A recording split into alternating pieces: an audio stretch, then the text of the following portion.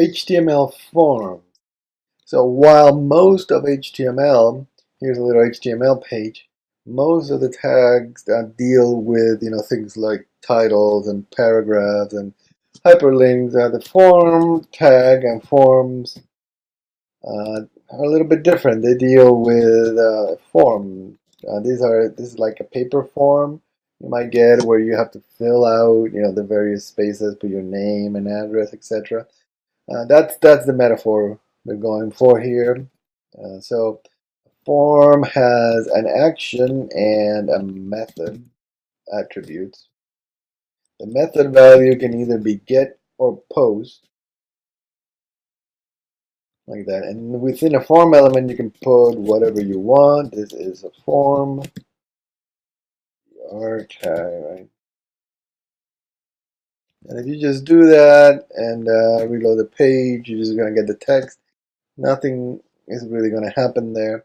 You see, I'm just loading the file from my local hard drive using the file protocol. It's not really a protocol, but instead of HTTP, this is going to tell the browser to just load the file from this particular directory.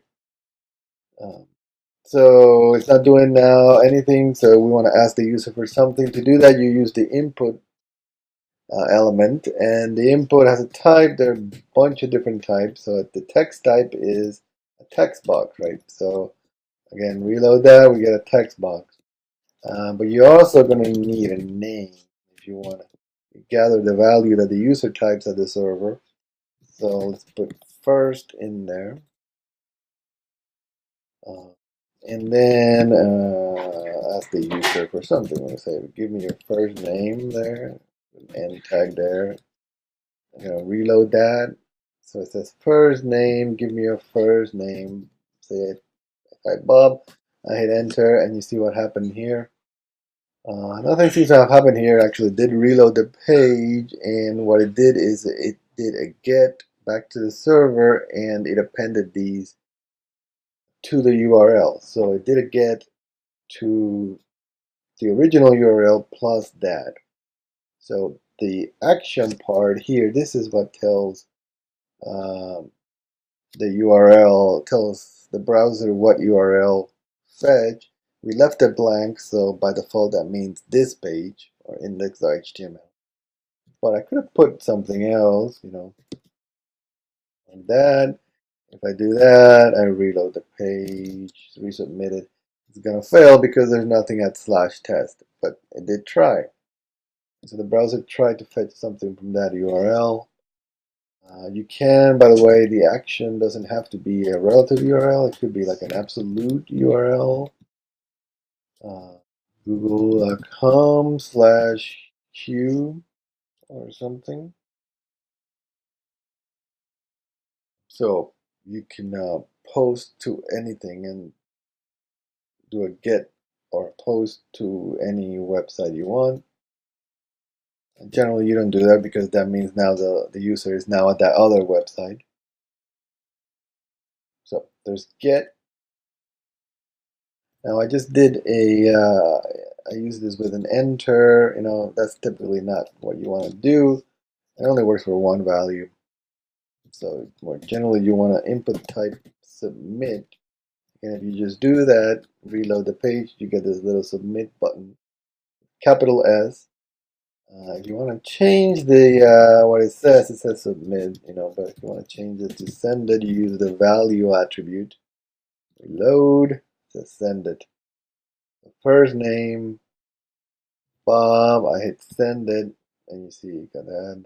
Let me go back here so you can see that. Send it, there it is. We can also go to Chrome tools again. Try it again. See it in action. Send it. You see it did a get to this page. If I click there, Chrome tells me that the query string parameters are first with a value of that. If I want more, say I want the last name also. I change the value. Oops, first, last. Then I can reload. Probably not that page. This page there. Reload that page. First name, doctor. Last name, who. Send it. You see, just did the send. The first and last. You can also see it up here in the URL. You can also do a post. Change that to a post. Over here. Get rid of this. Doesn't matter, but go Bob Smith. Send it. And you can see right here now Chrome is telling me that I did do a post. The URL is still the same, so it doesn't add that, so it doesn't change. When you do a post, the URL doesn't change. If you remember from the HTTP protocol, the data is not getting sent as part of the URL, but as part of some of the other arguments. And if you click here, you see, it's in the headers, and the request payload has these headers on it. And the response was, of course, the page you're looking at, because that was the action. So by default, we'll do that in real web applications. Of course, you can return whatever you want. You might return a whole different page, or everything went well, etc.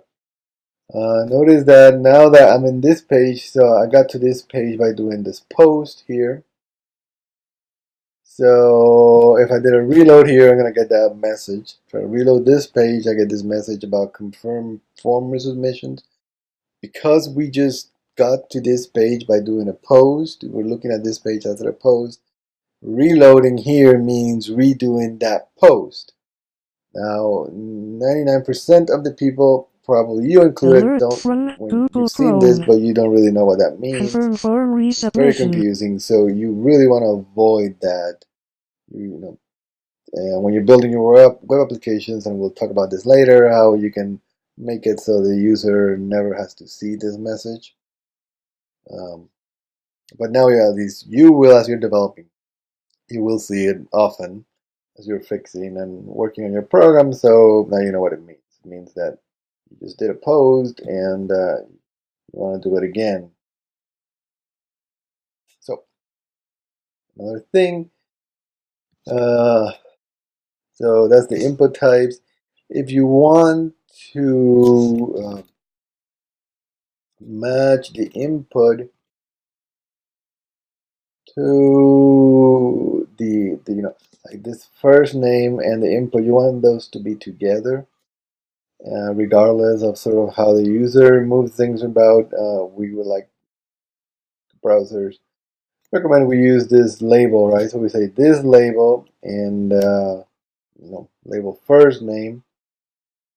We're gonna call this. We're gonna give this input an ID of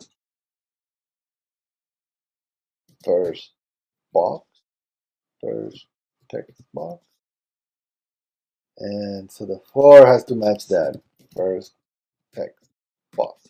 So I'm saying this label first name is matched to this input because the for value is the ID value.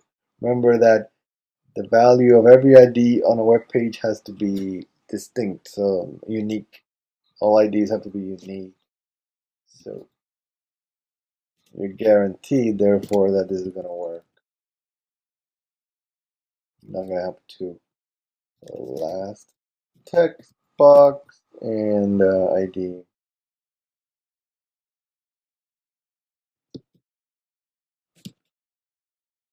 We reload that, and yeah, that again.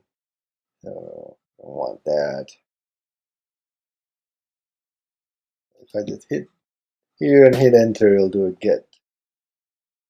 So see, nothing actually happens. It still looks the same because mostly that's only going to be in some cases where the user changes the aspect ratio too much, or is in a little screen like in an iPhone or something. Things can get messed up, so the user doesn't know that this box matches that. And by doing that, the browser will try to make sure that these things are together.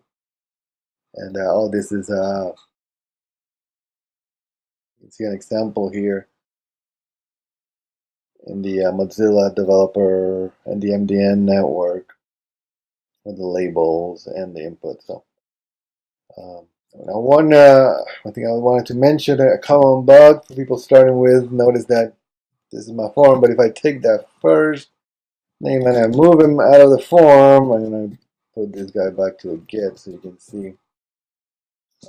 If I move this guy outside of the form, it's not going to work. Right? So let's try that. Again, I'm going to reload this page, reload. So you see the first name is now here. First name, last name. When I do a sended, it's only sending the last name. It's not sending the first name anymore because the first name is outside of the form. And that works, because sometimes you want many forms in one page. But just remember, if it's not working, it's probably because you forgot to put it within the form.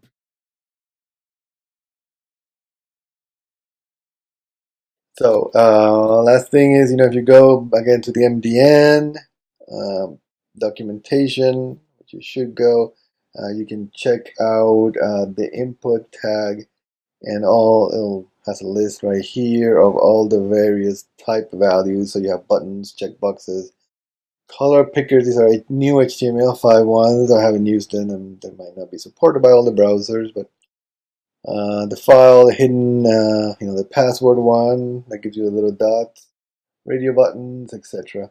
The only one that is not an input, by the way, is the text area. So you can have a text area. I'll say description. Say describe yourself. Reload. And that's the text area, which is, a much bigger box. Definitely you want to do a post with this one. You don't have to because it'll work, as long as you have space. As long as the user doesn't type in too much, it'll work, which, of course, is a very bad idea. Users will type in a lot. But that's the text area. It's not an input type. It's its own tag called text area. That's it.